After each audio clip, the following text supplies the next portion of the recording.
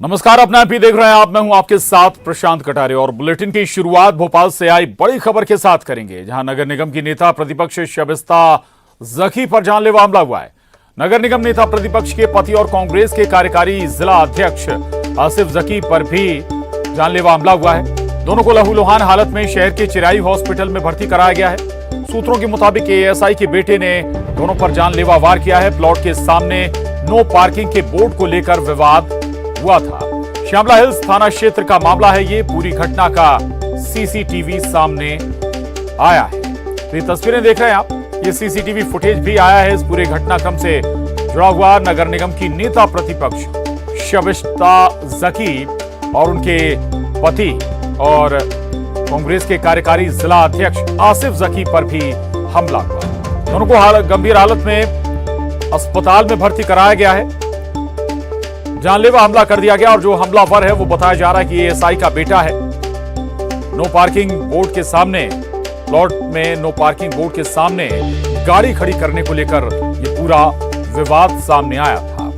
बताया जा रहा है कि दोनों लहूलुहान हो गए इस हमले में और इसके बाद उन्हें चिरायु हॉस्पिटल में एडमिट कराया गया है। के साथ जो है की गई मारपीट थी, वो हर रोज या किसी के साथ मारपीट करता रहता है। उनके घर वालों का ये भी कहना है कि जैसे बीजेपी में वो ज्वाइंट हुए हैं, पार्टी को लेकर कुछ और प्रॉपर्टी को लेकर विवाद है। कुछ विवाद नहीं है। बीजेपी के दम पे वो जो है दादागिरी कर रहा है। बीजेपी का उन्होंने नाम को दिखाने के लिए ऑफिस खोल लिया है और वो ये चाहते हैं कि कांग्रेस के लोगों को दबाव डाल लें और दबाव डाल के उन पे जो करे, तो ऐसा कभी हो नहीं सकता। आतंकवादी हमारे घर के पास रहता है। एक आतंकवादी पीएफआई के अंदर उसका केस रजिस्टर्ड हुआ था। वो बीजेपी का समर्थक और उसका बाप बीजेपी पार्टी के अंदर है और बीजेपी का ऑफिस उसने हम लोगों की तरफ खोला। पार्किंग भी नहीं करने देता किसी को। और सीएम हाउस के अंदर उसका बाप नौकरी करता है, महमूद, और उसने पैसे देकर अभी पुलिस को पैसे देकर और कहां जुगाड़ लगाकर अपने लड़के को पीएफआई के केस से हटाया और उन लोग भी पूरे मोहल्ले में आतंक मचा रहे हैं। उसकी माँ, उसका भाई यासिर और उसका छोटा लड़का और बाप महमूद, हमको सब लोगों को मारा, मोहल्ले वालों को भी मारा। सब कांग्रेस के कार्यकारी अध्यक्ष आसिफ जकी, उनकी ये कार है, किस तरह से रात को विवाद हुआ और इस कार के पर हमला हुआ। कार को भी क्षतिग्रस्त कर दिया गया है। ये आप देख सकते हैं कि जो इसका कांच है वो टूटा हुआ है। जाहिर सी बात है, जब देर रात झगड़ा हुआ उसकी पूरी कहानी है। शामला थाने इलाके की घटना है। आप अगर नज़र मारें तो शामला थाना इसके ठीक बगल से है, सामने ही है। उसके बावजूद यहाँ देर रात तक झगड़ा होता रहा। आपस का जो विवाद है, जिनमें जो है कांग्रेस नेता आसिफ जकी, उनकी धर्मपत्नी शबिस्ता जकी जो कि नगर निगम में नेता प्रतिपक्ष हैं, और उनका विवाद अपने पड़ोस में रहने वाले यासिर और तौकीद से हुआ। ये पार्किंग का विवाद है और इसके अलावा और भी कुछ व्यक्तिगत चुनावी रंजिश हो सकती है, क्योंकि इसके राजनीतिक जो है रंग भी नज़र आ रहा है इस लड़ाई में। ये देख सकते हैं, ये बीजेपी के समर्थक बताए जाते हैं। ये उनका घर है और इसके बिल्कुल बगल से पड़ोस में लगा हुआ वो है आसिफ जकी, जो कि कांग्रेस के कार्यकारी अध्यक्ष हैं और उनकी जो धर्मपत्नी है नगर निगम में नेता प्रतिपक्ष हैं, उनका ये मकान है। पार्किंग को लेकर दोनों में विवाद हुआ। विवाद इतना ज़्यादा बढ़ गया कि लाठी डंडे चले, यहाँ पर विवाद हुआ और जमकर देर रात तक हंगामा हुआ। और पुलिस पर सवाल इसलिए खड़े हो रहे हैं क्योंकि पुलिस थाना महज चंद कदम की दूरी पर है। सड़क से एक पैर रखते हैं तो शामला थाने पर पहुँच जाते हैं। बावजूद पुलिस को आने में इतना वक्त लगा, यहाँ पर देर रात तक हंगामा होता रहा। दोनों अभी एक निजी अस्पताल में भर्ती हैं और इस झगड़े की वजह पार्किंग बताई जा रही है, मगर पुलिस पर भी इसलिए सवाल खड़े हो रहे हैं कि पुलिस को आने में इतना वक्त क्यों लगा। कैमरा पर्सन खिलान सिंह के साथ जितेंद्र शर्मा, न्यूज़ 18 भोपाल। और खबर मुरैना से। मुरैना में व्यापम शिक्षक वर्ग 3 की परीक्षा में फर्जी दिव्यांग बनकर सैकड़ों मुन्ना भाइयों ने नौकरियां हासिल कर ली हैं। मामले का खुलासा तब हुआ जब आयुक्त निशक्त जन के हाथ दिव्यांग कोटे से भर्ती हुए शिक्षकों की सूची हाथ लगी।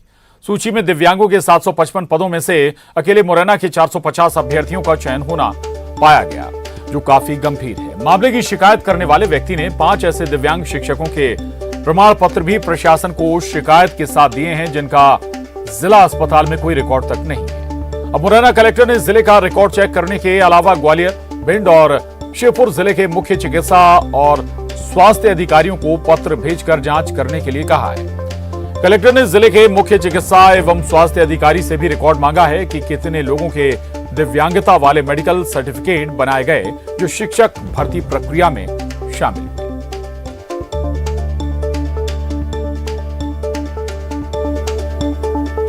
में 755 वैकेंसी में भर्ती हुई है, जिनमें से 455 मुरैना जिले के कैलाश, जौरा और सौरभ ब्लॉक के हैं। कुछ इसमें त्यागी हैं, कुछ धाकड़ हैं, कुछ रावत हैं और अन्य हैं। और इसमें क्या है, जो जिनका बैटिंग में नाम है उनको तो रोके हुए हैं, क्योंकि जो फर्जी सर्टिफिकेट HI का है, तो HI के लिए तो पानी मशीन लगती है, लेकिन वहाँ पे ऐसा कुछ नहीं है। 11 शिक्षकों में से जो है 5 शिक्षक ऐसे बताए जा रहे हैं सिविल सर्जन द्वारा, जिनके नाम रजिस्टर पे नहीं है। क्या माना जाए, ये फर्जी तरीके से बनाए गए हैं? नहीं, इस संबंध में आगे भी जो है जांच की जा रही है, पुलिस द्वारा भी इसकी जांच की जा रही है, लोक शिक्षण संचालनालय द्वारा एवं जो है स्वास्थ्य विभाग द्वारा भी इसकी जांच की जा रही है। एक सिविल सर्जन की अध्यक्षता में एक टीम बनाई गई है, वो जांच कर रही है, इसकी जांच रिपोर्ट आना बाकी है। साथ ही जो खबरें प्रकाशित हुई थी या जो इस तरीके के और भी जो जानकारी प्राप्त हुई थी जो कि संकलित की गई है, इसके संबंध में जो है एक कमेटी जो है CMHO की भी बनाई गई है, वह भी जांच कर रही है। तो इन दोनों की रिपोर्ट आने के बाद ही क्लियर हो पाएगा। और उस अमित शर्मा, न्यूज़ 18 संवाददाता मुरैना से हमारे साथ जुड़ गए हैं। अमित, कितने ऐसे शिक्षक हो सकते हैं, क्या बता रहा प्रशासन? जांच अभी आगे चल रही है?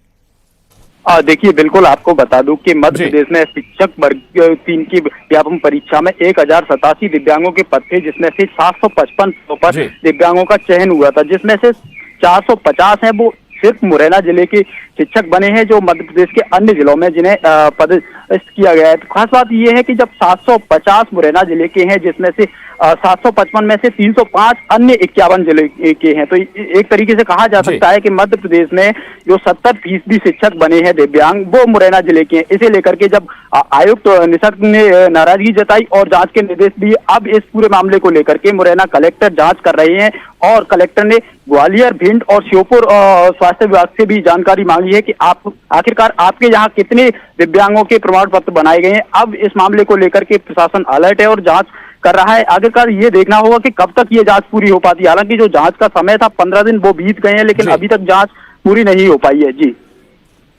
शुक्रिया अमित आपका इस विस्तार से जानकारी के लिए। आगे बढ़िए और मुरैना से एक और बड़ी खबर है। बोरवेल में गिरने से सृष्टि की मौत पर बोले हैं CM। बोरवेल खुला छोड़ने वालों पर अब सख्त एक्शन होगा। एक नहीं कई घटनाएं ऐसी हो गई हैं जो बोरवेल खुला छोड़ेगा उस पर अब सख्त एक्शन किया जाएगा। तो मुख्यमंत्री शिवराज सिंह चौहान ने इस मसले पर एक बार फिर से बेहद सख्त रुख अपनाया है और साफ किया है कि बोरवेल खुला छोड़ने वालों पर बेहद सख्त एक्शन लिया जाएगा। एक नहीं कई घटनाएं अभी तक ऐसी हो चुकी हैं, जो बोरवेल खुला छोड़ेगा उस पर बेहद कड़ी कार्रवाई की जाएगी। बच्ची बहुत छोटी थी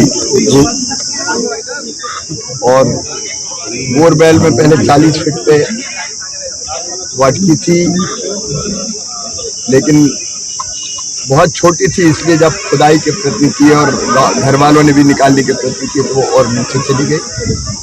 कल हमने आर्मी भी बुलाई थी, कोशिश भरपूर थी। अब कई बार सब चीजें अपने हाथ में नहीं होती, लेकिन इतना जरूर अब कर रहे हैं कि ऐसे बोरवेल जो छोड़ेगा, एक नहीं एक अंतराल से कई घटनाएं ऐसी हो गई है, तो उनके खिलाफ भी कार्रवाई की जाएगी और उसकी विधिवत व्यवस्था की। तो आपको बता दें, हाल ही में 3 साल की सृष्टि की बोरवेल में गिरने से मौत हुई। लंबा रेस्क्यू ऑपरेशन चला, लेकिन उसकी जान नहीं बचाई जा सकी। आज इस पर मुख्यमंत्री शिवराज सिंह चौहान ने एक बार फिर बेहद सख्त लहजा अख्तियार करते हुए कहा कि जो लोग बोर को खुला छोड़ते हैं उन पर बहुत सख्त कार्रवाई की जाएगी, उनके खिलाफ बेहद कड़ा एक्शन लिया जाएगा। क्योंकि हाल ही में ऐसी कई घटनाएं हुई हैं, इन्हें रोकना होगा।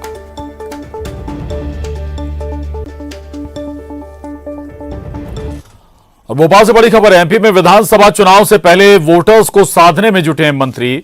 भागवत कथाओं के साथ सामूहिक विवाह आयोजन से वोटर्स को साधने की कोशिशें हो रही हैं। मंत्री गोपाल भार्गव ने नई पहल की है कि 100 लड़कियों के विवाह आयोजन में लोक लुभावन ऑफर दिए गए हैं। 49,000 की नगद राशि के साथ मंत्री नए जोड़ों को पैकेज टूर दे रहे हैं। नवविवाहित जोड़ों को कुल्लू मनाली, पहलगाम, कश्मीर, शिमला, गोवा अपने खर्चे पर घूमने भेजेंगे मंत्री गोपाल भार्गव।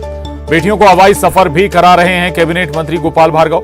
लकी ड्रॉ में चयनित 21 बेटियों को स्कूटी भी वो गिफ्ट करेंगे और हर 100 बेटी पर एक बेटी ड्रॉ से चुनी जाएगी। गृहस्थी का सारा सामान भी देंगे मंत्री गोपाल भार्गव।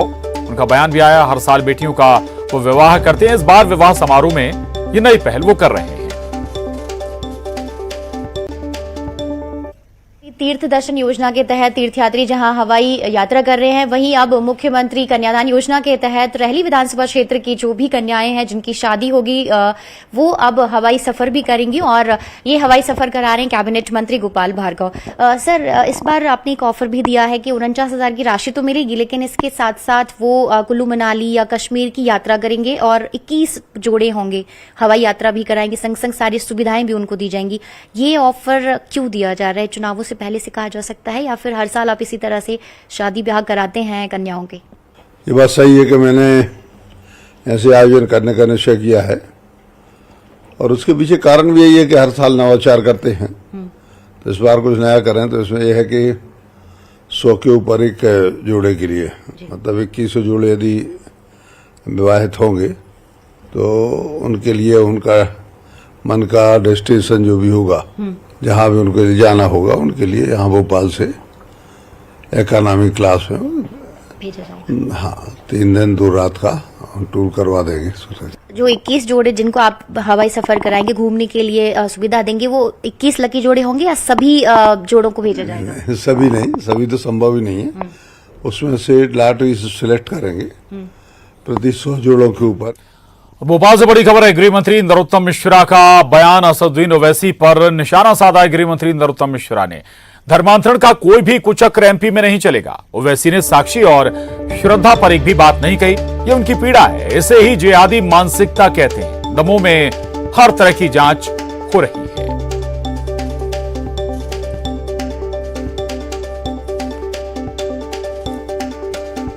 तो आपको बता दें, ओवैसी का रिएक्शन भी आया है इस मामले पर। बीजेपी को दमोह के गंगा जमुना स्कूल मामले पर बोले हैं असदुद्दीन ओवैसी। असदुद्दीन ओवैसी पर रिएक्शन गृह मंत्री नरोत्तम मिश्रा का। मध्य प्रदेश में दामू एक जिला है, वहां पर एक गंगा जमुना स्कूल है। इस स्कूल ने इश्तिहार दिया कि हमारे पास इतने बच्चियां पास हो गए आला दर्जात में। एक बच्ची की फोटो थी दुपट्टा डाले हुए, तो मध्य प्रदेश के चीफ मिनिस्टर का बयान आ गया, मैं अपनी भतीजियों और भांजियों पर जबरदस्ती हिजाब डालने की मुखालिफत करता हूं। गंगा जमुना स्कूल में पहुंच के उसका एफिलिएशन कैंसिल कर दी बीजेपी ने। फिर कलेक्टर धर्मांतरण का कोई भी कुचक्र होगा वो मध्य प्रदेश में नहीं चलने दिया जाएगा। ओवैसी जी को आपने साक्षी पे तो बोलते सुना नहीं होगा, इतनी लंबी तकरीर वो दमोह पे कर रहे हैं। साक्षी पे उनने एक भी इतनी लंबी तकरीर नहीं की, न साक्षी पे की कभी, न श्रद्धा पे की कभी, लेकिन इस पर जरूर करते हैं। उनकी ये पीड़ा है और मानसिकता जिहादी इसी को कहलाते हैं। जातिगत राजनीति करते। दमोह के अंदर हमने पासपोर्ट की जांच के लिए बोल दिया है। दमोह के अंदर वो कब विदेश गए, कब आए, ये बोला है। और क्या क्या इस संबंध में कार्रवाई हो सकती है, सारी कार्रवाई के निर्देश एसपी कलेक्टर। और अब इंदौर से बड़ी खबर है। पंडोखर सरकार ने निशाना साधा। धीरेन्द्र कृष्ण शास्त्री पर निशाना साधा है पंडोखर सरकार ने। आज 500 लोग पर्चा बना रहे हैं। बैंगन बेचने वाले तक शामिल हैं इन पर्चा बनाने वालों में। इन्होंने कोई साधना नहीं की, यह आरोप लगाया पंडोखर सरकार ने। एडवांस में 10,000 पर्चे लिखकर लाया हूं, पंडोखर सरकार ने दावा किया है। दरबार में बताऊंगा एमपी में किसकी सरकार बनेगी। आभा बनाकर खेल खेल में लोगों को चमत्कार दिखाया है। तो पंडोखर सरकार ने निशाना साधा, कहा 500 लोग हो गए पर्चा बनाने वाले, बैंगन बेचने वाले भी पर्चा बना रहे हैं। व्यक्ति जो दरबार लगाया है उनके लिए पंडोखर काम है। जब इंदौर के व्यक्ति नंबर आएंगे तो एक दूसरे को पता होता है कि इसकी क्या समस्या है, वही समाप्त हो जाता है। आप देखिए एक दरबार में 5-5 पर्ची बनती है, 10-10 पर्ची बनती है, करोड़ रुपए खर्च होता है, क्या है? बस मैं इतना अपनी बातों को भर देता हूँ, 6-7 का प्रश्न होगा, मैं उत्तर दूंगा। एक बार जिन दिन के आप लोग पर्चा बनाने की बात कर रहे हैं, 506 लोग हो गए, 506 लोगों की वीडियो घर जाके देख लेना, अच्छे से देखोगे आपको पता लग जाएगा कि ये पर्चा। भोपाल से बड़ी खबर है, पंडित धीरेन्द्र शास्त्री को लेकर शंकराचार्य निश्चलानंद सरस्वती का बयान आया है। शंकराचार्य ने पंडित धीरेन्द्र शास्त्री को बीजेपी का प्रवक्ता बताया है। पंडित धीरेन्द्र शास्त्री का इस्तेमाल बीजेपी चुनाव प्रचार के लिए कर रही है। रविशंकर, बाबा रामदेव की तरह बीजेपी धीरेन्द्र शास्त्री का उपयोग कर रही है। डूबते वक्त नाव का सहारा लेना ही पड़ता है। चुनाव के समय जाति पति का सहारा ले रहे हैं। जिनका नाम ले रहे हैं, एक बार मेरे पास आए थे। आपको इतना तो ध्यान रखना चाहिए कि आप शंकराचार्य से कथावाचक की समीक्षा करवाना चाहते। आप मेरे स्तर का ध्यान नहीं रख रहे ना। मैं शंकराचार्य हूँ, ये मेरे सामने बाल गोपाल हैं। उत्कर्ष को प्राप्त करें यह भावना है। एक कथावाचक की समीक्षा, भाजपा के प्रचारक की समीक्षा आप शंकराचार्य से करवाना चाहते हैं, उचित है क्या? और जितेंद्र शर्मा, न्यूज़ 18 संवाददाता हमारे साथ जुड़ गए भोपाल से। जितेंद्र, अब बाबाओं में ही घमासान मचा, एक तरफ पंडोखर सरकार हैं, शंकराचार्य निश्चलानंद सरस्वती हैं, तो दूसरी तरफ धीरेन्द्र शास्त्री हैं। बिल्कुल प्रशांत, आपने सही कहा कि अब जो है पंडित धीरेन्द्र कृष्ण शास्त्री, उनकी प्रसिद्धि या फिर उनके जो तेज गति से आगे बढ़ने के कारण उनके जो विरोध में कई जो है संत भी आ चुके हैं और हालांकि अब उन पर खुलकर बयान भी दे रहे हैं। अगर बात करें तो ग्वालियर का ये जो बेल्ट है, वहाँ ऐसे कई सारे बाबा हैं जो भविष्य देखते हैं, पर्चा लिखते हैं, उनकी संख्या 400 के ऊपर है। ये बात भी सही कही है पंडोखर सरकार ने। हालांकि उन्होंने इशारे में पंडित धीरेन्द्र कृष्ण शास्त्री पर भी निशाना साध दिया है। वहीं अगर बात करें तो जो है स्वामी निश्चलानंद सरस्वती, जो कि शंकराचार्य जी हैं, उन्होंने भी साफ तौर पर संकेत दिए हैं। उन्होंने हालांकि संकेत नहीं, उन्होंने दिशा निर्देश दिए हैं उन संतों को जो राजनीतिक पार्टियों के लिए मोहरा बने हैं या फिर उनके लिए प्रवक्ता का काम कर रहे हैं। उन्होंने साफ तौर पर उनके नाम लिए हैं कि जो अभी वर्तमान में कथावाचक हैं, चाहे ये धीरेन्द्र कृष्ण शास्त्री हों या श्री श्री रविशंकर महाराज हों या फिर रामदेव बाबा हों, इन तमाम तरह के, या प्रदीप मिश्रा जी, ये किसी पार्टी विशेष के एजेंट बनकर काम कर रहे हैं। बिल्कुल पार्टी विशेष के लिए प्रचार करते रहे और अब यही बात धीरेन्द्र शास्त्री के लिए निश्चलानंद सरस्वती कह रहे हैं। शुक्रिया जितेंद्र पूरी जानकारी के लिए। आगे बढ़ेंगे, धार से बड़ी खबर है, ट्रक में भीषण आग लग गई, ट्रक जलकर खाक हो गया। आग लगने का कारण अज्ञात है। दमकल ने कड़ी मशक्कत के बाद आग पर काबू पाया है। तिरला के पास की यह घटना है। तो ये बड़ी खबर धार से है, जहां एक ट्रक धू कर जल उठा। ट्रक जलकर कुछ ही देर में पूरी तरह से खाक हो गया। आग लगने के कारण अभी तक सामने नहीं आए हैं, क्या वजह है, लेकिन ये तस्वीरें जरूर सामने आई हैं इस ट्रक में आग लगने की और पूरी तरह से ट्रक के बर्बाद होने की। हालांकि दमकल ने काफी कोशिशों के बाद, कड़ी मशक्कत के बाद आग बुझा ली, लेकिन तब तक ट्रक जलकर बर्बाद हो चुका था। ट्रक में रखा सामान भी बर्बाद हो चुका था।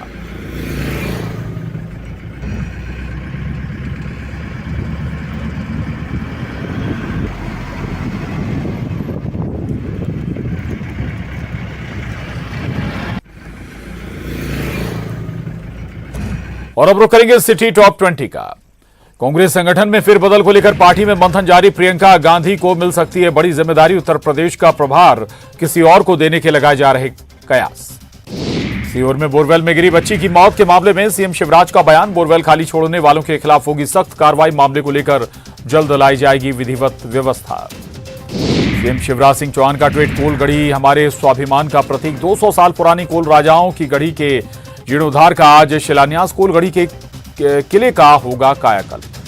एमपी में विधानसभा चुनाव से पहले वोटर्स को साधने में जुटे मंत्री भागवत कथाओं के साथ सामूहिक विवाह का कर रहे आयोजन। मंत्री गोपाल भार्गव ने 2100 लड़कियों के विवाह आयोजन में दिया लोक लुभावन ऑफर। मंत्री गोपाल भार्गव ने 49,000 की नगद राशि के साथ नए जोड़ों को दिया टूर पैकेज। अपने खर्च पर हिमाचल, कश्मीर और गोवा भेजेंगे मंत्री। बेटियों को हवाई सफर भी करा रहे कैबिनेट मंत्री। और इसके साथ ही इस बुलेटिन में बस इतना ही। खबरों का सिलसिला जारी है।